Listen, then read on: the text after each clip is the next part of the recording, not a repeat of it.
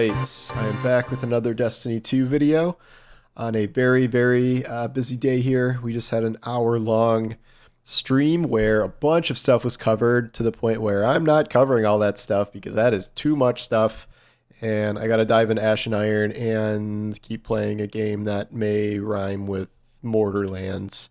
I'm going to just touch briefly on what I think were one of the biggest things they did in the middle section, where they have decided that all exotics and weapons are going to be classified as featured gear. I've been saying this is the obvious solution forever. Everybody's been saying this is the obvious solution forever, and we finally got there. They're still only adding a couple ones for Ash and Iron, but I guess this is going to happen by the time they roll around to Renegades. And then they say they are sunsetting that bonus for the portal eventually. Does that deleting, sunsetting? Is it? I'm not sure exactly how that's going to work, but I assume by Renegades it won't exist. So that's good developments there. Then they have a bunch of other stuff. I'll probably go through that at some point about buffing this or that, or pausing nerfs that we find annoying, which is kind of funny. Ash and Iron stuff, it launches literally 1 minute from now, so I'll have more on that probably tomorrow or the next day in terms of actually getting in there to play it. And so Renegades is what we saw at the top of the hour for a long time. That was kind of the main focus of this.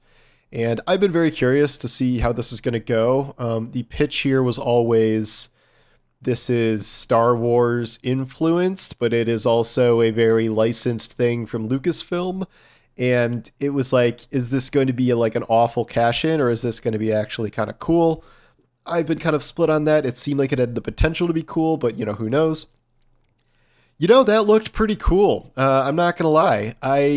Not to be Mr. We're back, everything is golden again, and, Bungie pulled it out. I'm aware of how they often preview things that look really awesome. They're really good at Vidocs, they're really good at trailers, and then the final product is not quite as good. But, that looked pretty cool.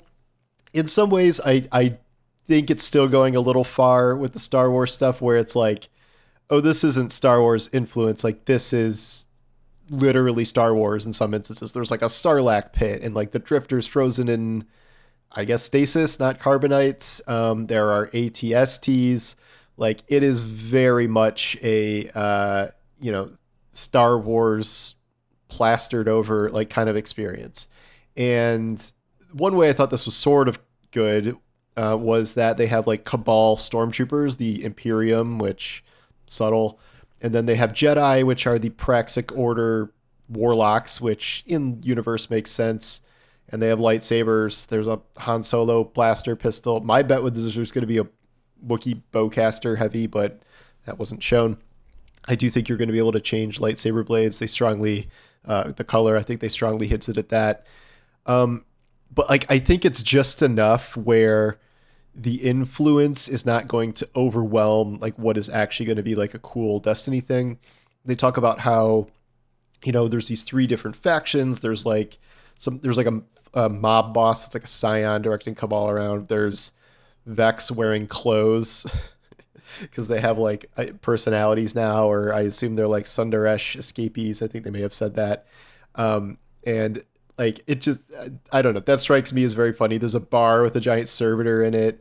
And yeah, it's Star Wars coded, but stuff like that seems plausible enough where I'm okay, this is kind of good.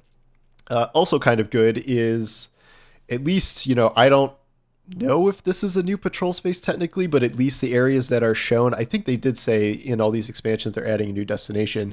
But here it's a triple thing where was it Europa, Mars, and I forget where the jungle one is, but they're stand-ins for, Tatooine, Dagobah, and Hoth. So something just broke. At baseline, that is already going to be better than Kepler because, I hate Kepler. I don't know about you, but I hate Kepler. They also have destination abilities, which at least they look cool. It's not turning into electric ball. It is dropping a Cabal pod on someone, calling it an airstrike. That seems more forgivable to me, and something that adds to gameplay rather than makes it worse, which I would say most of the powers do in Kepler, and also they said it doesn't like replace your actual move set that you have at baseline, like some of the powers did over there, where one's like a cannon, you can't do anything else, or the strand one like replaces your melee or whatever. So they're not going to be like that.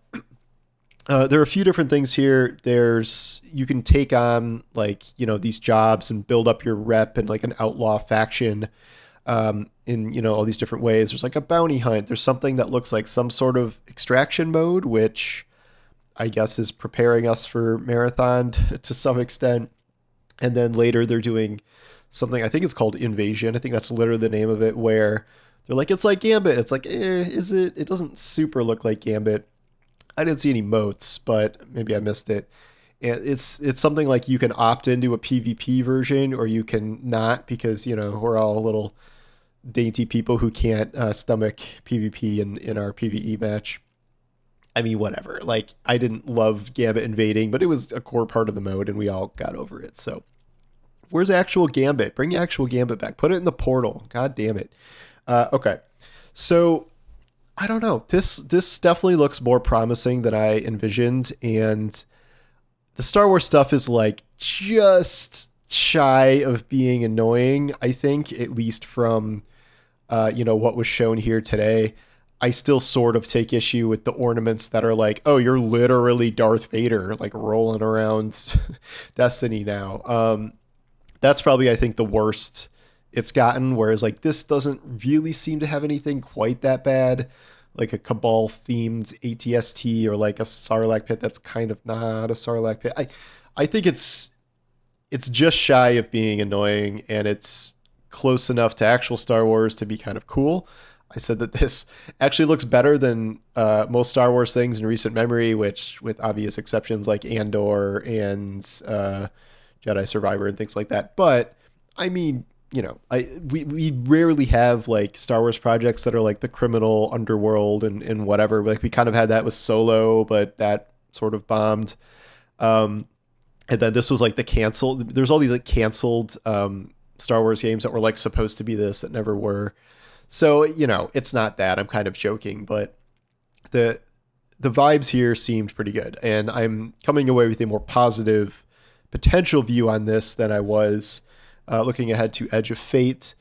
The actual story, I'm not 100% sure on. I think they previewed it a little bit, but it has to do with the Nine raising up this Cabal Stormtrooper faction, and us kind of dealing with that. I was like, they're going to have Drifter be like the main person in this, right? And Drifter is the main person in this. They're really, really, really going hard on Drifter these days. Drifter's even in Destiny Rising. He's, they call him something else, but he's in Destiny Rising. So he's really getting around. I think they have his actual voice actor too. So he's everywhere now. It's obviously too early to judge how this is going to go.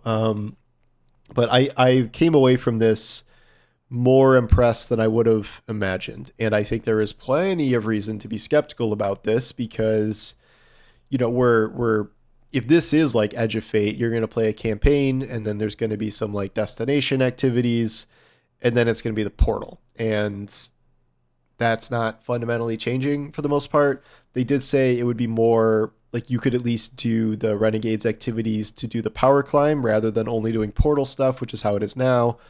But it feels like you're just going to continually have these really disconnected elements where you have this really separate campaign and then you're diving into this other shallow pool of the game that's the portal, and people are like, replace the portal, like go back to like the portal's not leaving like anytime soon. Like the portal's here at least 2 years. Like they have restructured the entire game, the entire content pipeline around this. So all I think they can do really is make the portal less bad. Like they talked about how Destiny does feel lonely these days because you're just running solo ops, and one of their like later buff sections was like, oh, well, we're going to do all these things to incentivize fireteam play and all this different stuff. But, this launched 7 minutes ago, and I bet people are already finding the most optimized thing to do. Well, they reverted the solo ops nerfs like Caldera and stuff. So I would guess that's still probably the most, thing to do, the most quickly power grindy thing to do.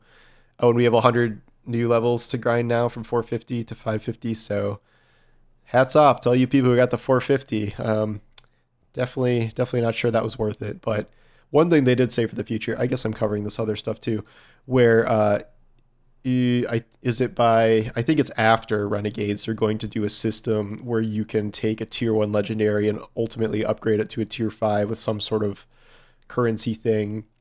And they're adding more vault space because racking up armor is borderline impossible now. And because you need all these different set distributions for these different sets with different set bonuses. I wish the whole exotic thing was happening now and the sunsetting, the new gear bonus is happening now, but whatever.